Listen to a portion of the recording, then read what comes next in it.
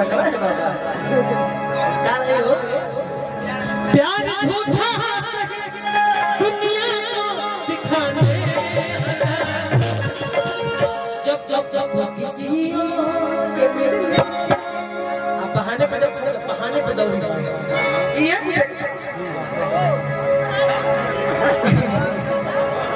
पीछे वाले बस बैठ जाई तो मुझे बता दो मतलब पहले तो दे जाइए गिरिए जाइए तो जाए तो कोरोना में जिंदगी बन जाएगी हां प्यार झूठा दुनिया को दिखाने प्यार झूठा दुनिया को दिखाने दुनिया के मिलने बहाने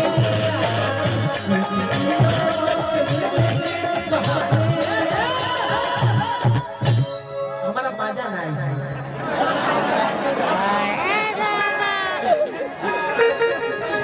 शोएब अख्तर ने गेंद फेंकी लेकिन सचिन ने बैटिंग ठीक से नहीं किया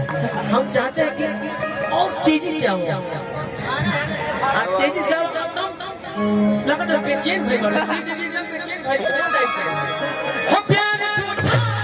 दुनिया को दिखाने प्यार झूठा दुनिया को दिखाने आओ बात तेजी से गला नहीं होता तो एक खपरी बजाते हो जब गला कनेक्ट हो प्यार झूठा दुनिया को दिखाने ओ प्यार झूठा दुनिया को दिखाने दुनिया के मिलने बहाने अब यो मजा बॉल बल्ला के बीच में लागल हल्ला कृपया दूरी बना के रखिए बीच में लंगा तार है जरा उस टाइम कहिए कि लंगा तार एकदम अस्थिर हो जाए और ऐसा करे बहुत लाओ ना उस तरह के तू आओ खाली रोक आप एकदम टकराए दो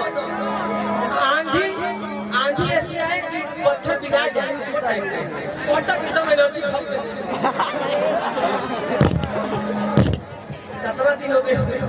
प्यार झूठा दुनिया को दिखाने प्यार झूठा दुनिया को दिखाने बहाने बता दूंगा तू किसी और के मिलने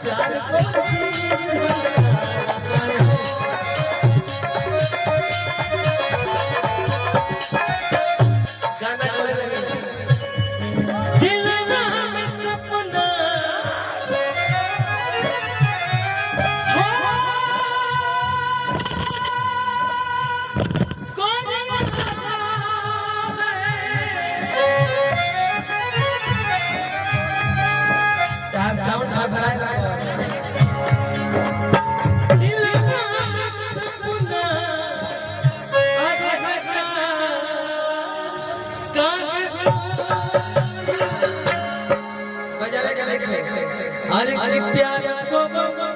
सीधी खत काहे हो और जाते जाते ये को बात कुणाल भाई कहब एगो हमार गाना के परसों वीडियो आवता रोज दिन साथ में रात को बटात में रोहता को मुदैया अरे नचनिया से फसल रे मोरा सैया जवन भतर कटनी भतर के कटई गे अरे ओकर मंगिया जल बोहे रहा अपिया के कमिनिया करे सब खिनिया जे ओकर भई के लसन बोहे रहा